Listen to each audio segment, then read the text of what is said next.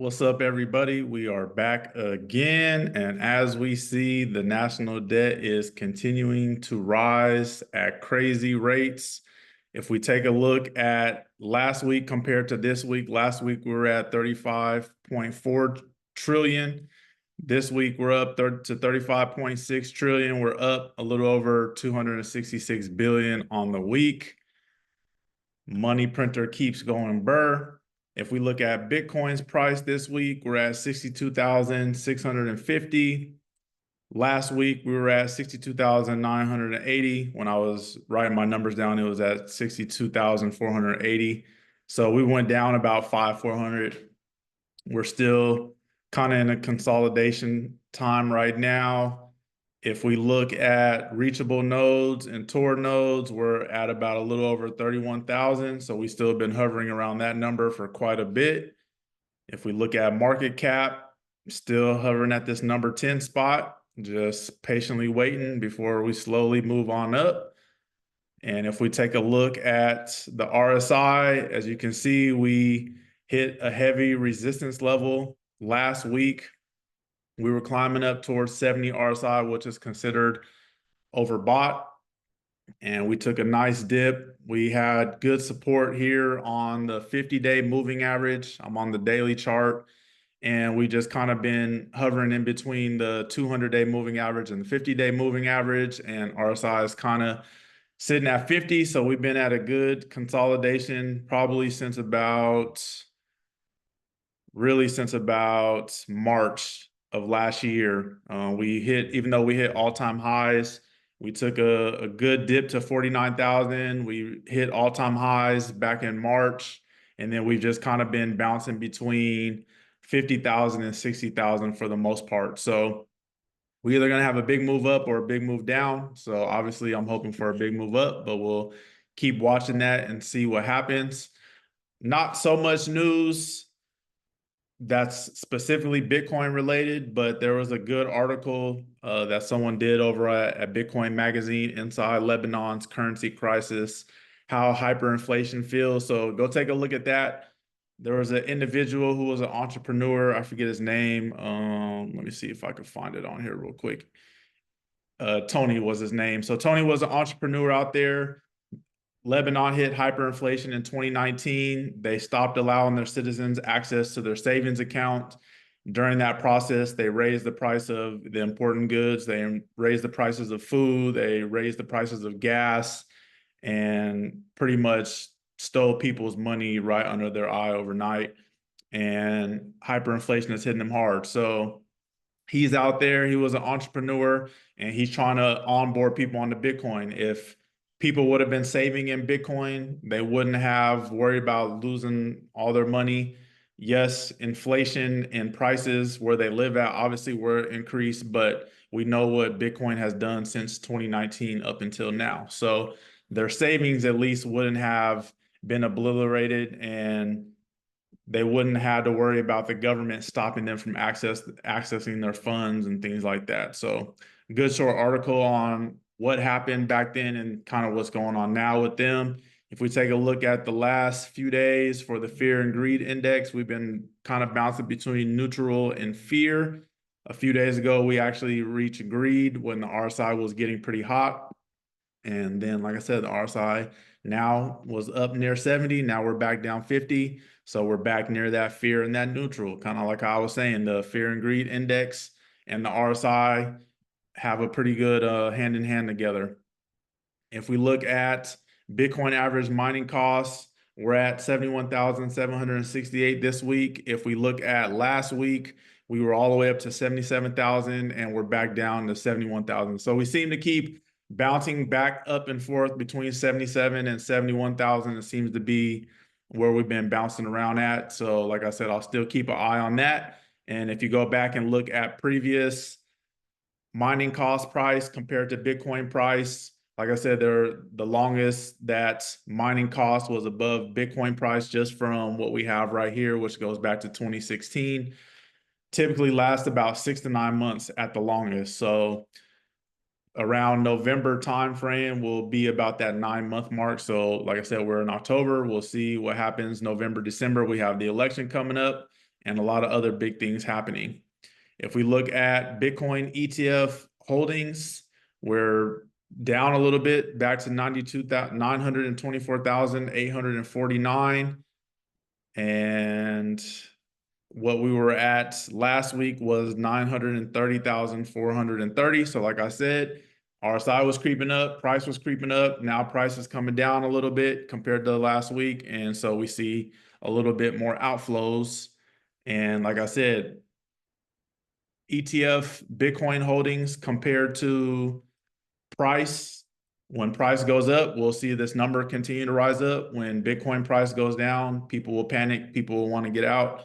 And so that's why we see those numbers fluctuating with the ETF holdings. And then you can see IBIT is still the largest holder.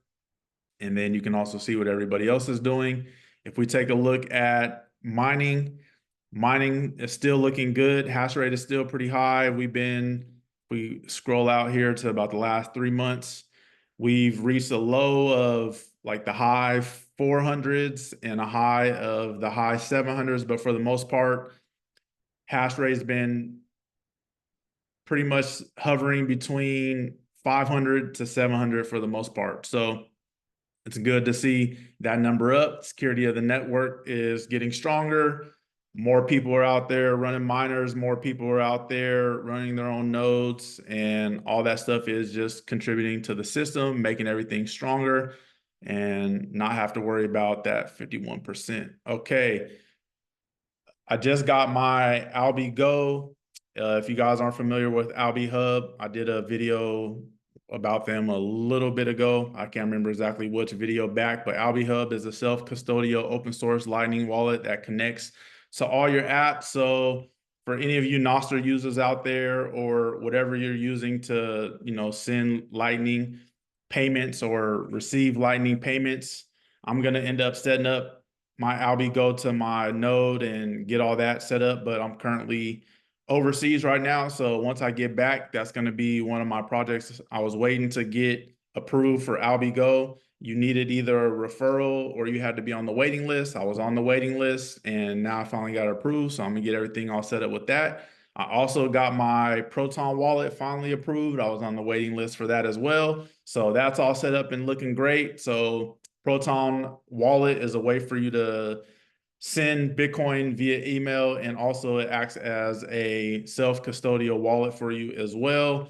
Go check out Proton's story as into why they even end up creating this. And I feel like these guys are going to be a game changer. This is going to be very big, not only for Bitcoin, but for just people all around the world. There's a lot of people in countries that aren't able to send messages privately without having their government involved or spying on what they're doing. Just look at what's going on in Brazil with, them trying to ban X. And it happens in a lot of other countries as well. It just doesn't get much news coverage. So these guys are trying to bring privacy to people's email, a way for people to purchase Bitcoin, store their Bitcoin, and do everything securely. And there's a lot of great podcasts that the founder has been on explaining pretty much the story of Proton, why they even came about and things like that. So go check them out. And something else that's going on around the world, the hurricane that's taken 227 lives over there in the North Carolina area and kind of in that region. It's getting crazy out there. So supposedly FEMA ran out of funds or doesn't have the funds to be able to help. So there's been a lot of Bitcoiners that have been trying to do their part. A lot of people have been trying to donate and FEMA just won't accept it. They can only accept things that are within their vendor list. And so people are trying to get boots on the ground and help out as best as they can. I know Bitcoin Vets has a big hand in trying to help. And I know there's a lot of other people out there as well trying to help those people out. So hopefully we can get everyone out there saved, get everyone safe and do what we can. But it's very unfortunate that, FEMA is supposed to be there to help our people when in need and things like this happen. And this is definitely one of those moments where we need them to step up. But supposedly over $1 billion was spent to house undocumented migrants and, you know, sending money to these other countries. And this is why I feel like we need Bitcoin, and we need Bitcoin and things like this so people can verify where these funds are going, what these funds are being spent on, and that they're actually being put towards our people and going towards the right thing. So it's very unfortunate. And, you know, this just is another light shining on how corrupt these agencies are. And, you know, they just do whatever they want to do. And there's really no repercussions for them on that. If you guys are looking for a good podcast to check out, go check out the Bitcoin Layer, their recent interview with Caitlin Long. She exposes what she can about what's going on. So Caitlin Long she has a bank, and she's been in the Bitcoin space for a very long time, and she's trying to get her bank authorized to do a lot of things, and the Fed has pretty much been stopping that. So she kind of shines some light on what's going on in that space, and it's very eye-opening, and majority of you kind of already know the shadiness that goes on and what these guys are really doing, but she shines a lot of light on what has been going on with her and her journey and her bank along the way. Go give that a check out. Very, very good, and a better understanding of how corrupt these individuals are that, you know, only hold the standards up to the people that they want to, and kind of like that buddy buddy system. So a good read for you guys out there is Ariel. I don't even want to slander it, but you guys see it right there. And where's my notes at on that? So pretty much freedom of thought and expression is essential for society to discover the truth and grow intellectually. So go check that out. A documentary, Bitcoin Beyond the Bubble, which was a short one. It was like 35 minutes. Like I said, I'm just trying to find a lot of older, and I'm watching some newer Bitcoin documentaries as well, but go check out a lot of these older Bitcoin documentaries so you can hear what people are talking about. You can see some of the things and the struggles that they were having compared to what we have today and things moving forward. So it's always good to go back and see the conviction that people had before ETFs were, approved, when they still were calling it a scam, when, they were calling it rat poison, and when it seemed like majority of the world was against it, saying that, you couldn't do nothing with it. It was going to be shut down. It was going to go to zero. But here we are all these years later, and we're still slowly climbing up the ladder. Some other news. I'm still on Gradually Then Suddenly, the hardcover. I finished up Thinking in Bets. That was a really good book. She talks about, people always say life is like chess, but her comparison is life is more like poker. So go check that out. It was a good listen. Right now, I'm trying to figure out what the next book I want to listen to, because I just finished this one today. Some other news going on around the world. Zimbabwe's Reserve Bank devalued its ZiG currency by 44%. So all whatever people had saved up, slashed it by 44%. The Central Bank of Kuwait is mandating citizens complete biometric fingerprinting by September 30th, or the regime will revoke access to bank accounts, assets, and government services. The Egyptian regime hiked the cost of gas canisters by 50% overnight. Israel plans to remove the 200 shekel banknotes from circulation, which account for 80% of the banknotes held by the public, pushing for a cashless society and headed towards a CBDC. And that's very unfortunate, because it's going to hurt a very specific group out there that only deals with cash because they don't have bank accounts out there. So go do some research on that and kind of get a bigger picture of what that's really about. And the president of Tunisia took another step to solidify control over by stripping the administrative court of its authority to rule on electoral disputes just days before the presidential election. So that's just a very small number of things that are going on in the world. Like I said, there's corruption left and right, and this is why This is one of the things why I love Bitcoin and promote it and talk about it, because it gives all these people that have no say in any of these things. You can just smell the corruption that's going on in these governments across the world. And I know some people in these countries might not have a lot to save, but just the simple fact that whatever they do work for, whatever they do end up making, they have the option to be able to save in something that their governments can't devalue, something that their governments can't confiscate, something that their governments can't make them turn over, and this is really hope for the world.